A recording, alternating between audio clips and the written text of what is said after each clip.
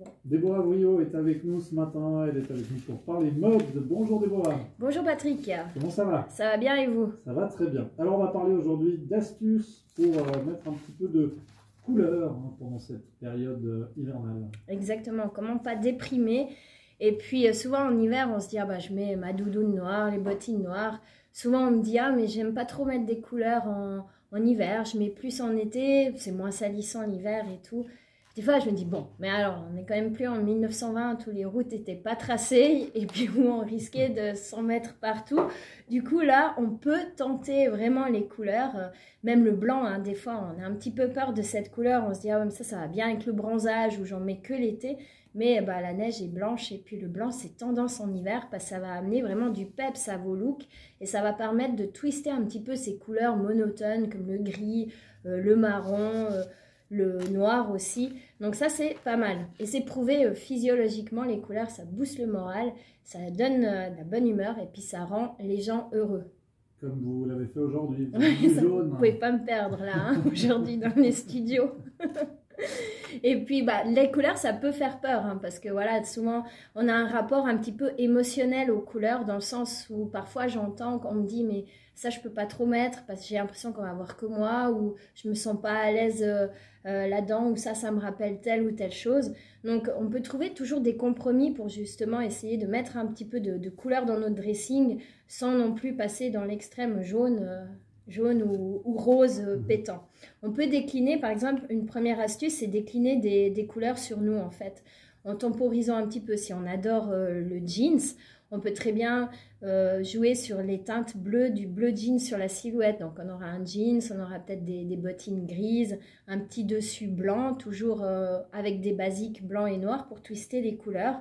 Et puis, on peut incorporer comme ça, petit à petit, des couleurs un petit peu plus tendance, on va dire, que d'un coup de mettre un jeans foncé et un pantalon foncé, un dessus foncé, en apportant toujours, si j'ai un dessous clair, je vais mettre un dessus plutôt foncé, ça c'est un petit peu les basiques, et si j'ai le contraire, eh ben je fais le contraire. Donc ça c'est pas mal. Après, il y a quelque chose qui est super intéressant à faire, c'est qu'on utilise dans la colorimétrie le cercle chromatique. Ça, vous pouvez chercher sur internet. C'est le cercle des couleurs. En fait, on l'utilise aussi en décoration, en peinture, mais on l'utilise aussi dans la mode, justement, pour rassembler les couleurs entre elles.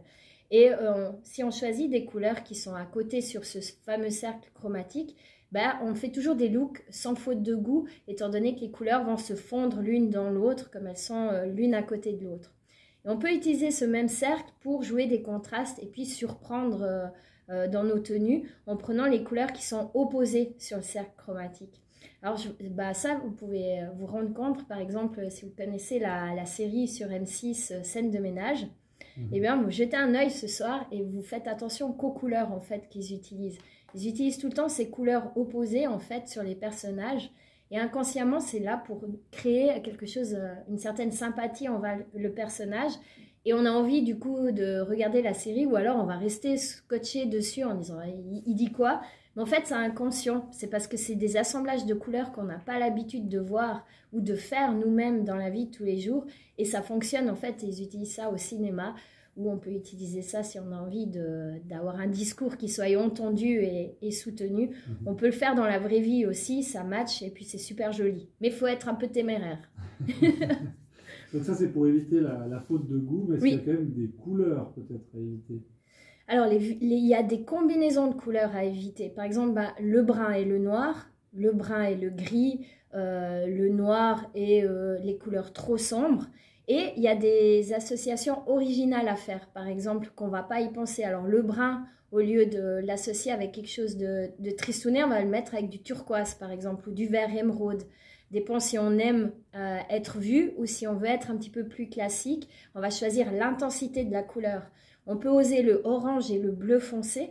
Alors là aussi, on peut prendre ces deux teintes et prendre la partie la plus claire. Si on a plutôt un caractère discret, le bleu foncé, bleu jeans et le orange, on va peut-être pas mettre l'orange pétant, mais on va prendre du saumon, qui est le orange super clair.